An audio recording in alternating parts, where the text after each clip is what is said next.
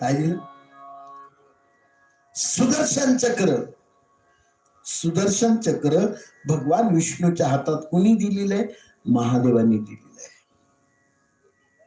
आहे. म्हणून म्हणतात शिवभोळा चक्रवर्ती. याचा अर्थ बघा काय आहे तो. त्याचे पाय माझी चित्ती वाचे वदता शिवनाम तयान बाधी क्रोध काम. म्हणून भगवान शंकरांनी त्या ठिकाणी भगवान विष्णूला सुदर्शन चक्र दिलं. जागरती जगताम, जगाचं रक्षण करण्याकरता सुदर्शन चक्र दान दिलेलं आहे. एवढा अंतःकरणातला काय भाव आहे. म्हणून आपण भेदभाव करायचा नसतो. आपण सगळे भेदभावातच गेलो महाराज. एक जण म्हणतो आम्ही वैष्णव, आम्ही उभच गंध लावणार. हळूहळू बाई.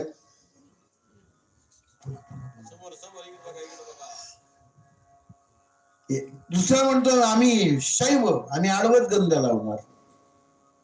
आम्ही महादेवाचे भक्त, आम्ही आडवच गंध लावणार. आम्ही पांडुरंगाचे भक्त, आम्ही उभच गंध लावणार. कोण्या गाथ्यात आहे? कोण्या गाथ्यात आहे?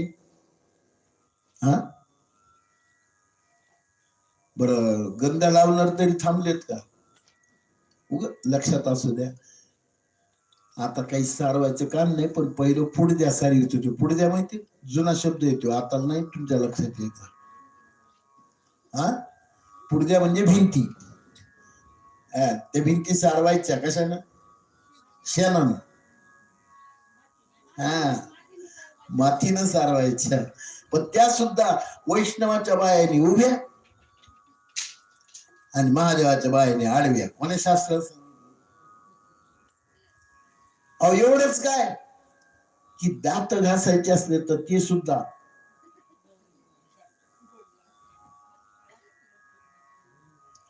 नाही, कोणत्याच कथेत नाहीये, कोणा शास्त्रामध्ये नाहीये. म्हणून भगवान पंचमुखी आहे, सृष्टीचा कर्ता आहे, प्रणवाचा वाच्य आहे. हो, आणि अशा त्या भगवान शंकराचं शिवलिंगाच्या द्वारे पूजन करावं, शिवलिंग स्थापना करावी आणि यथायोग्य पद्धतीनं पूजन करावं. शिवलिंग स्थापना केल्यानंतर त्याचं पूजन करावं, नियमानं लिंग पूजन करावं, शिवपद प्राप्त होत.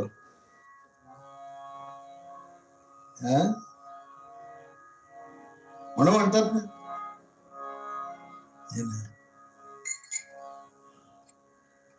तुका म्हणे शंभू भक्त,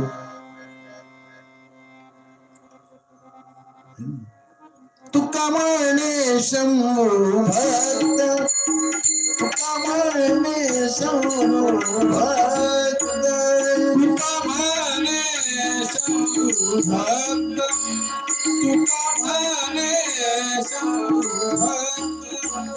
त्याचे राहणे कैलासात, त्याचे राहणे कैलासात, त्याचे राहणे कैलासात. दह्या दुधाच्या कावडी, दह्या दुधाच्या कावडी, दह्या दुधाच्या कावडी. त्याचे राहणे कैलासात, त्याचे राहणे कैलासात, त्याचे राहणे कैलासात. दह्या दुधाच्या कावडी, दह्या दुधाचे कावडी, दह्या दुधाचे कावडी. काय प्रमाण? तुका म्हणे शंभू भक्त आणि त्याचे राहणे कैलासात. हे ना, म्हणून षोडोपचारे पूजन करावं, नियमाने लिंग पूजन करावं, असं भगवान शंकर त्या ठिकाणी आपल्या भगवान विष्णू आणि ब्रह्मदेव या दोघांनाही उपदेश करतात की लिंग पूजन केलं म्हणजे त्या ठिकाणी त्याला शिवपद प्राप्त जेथे होत. मग आवाहन, आसन, अर्घ्य, पाद्य, आचमन, अभ्यंग स्नान, वस्त्रम समर्पण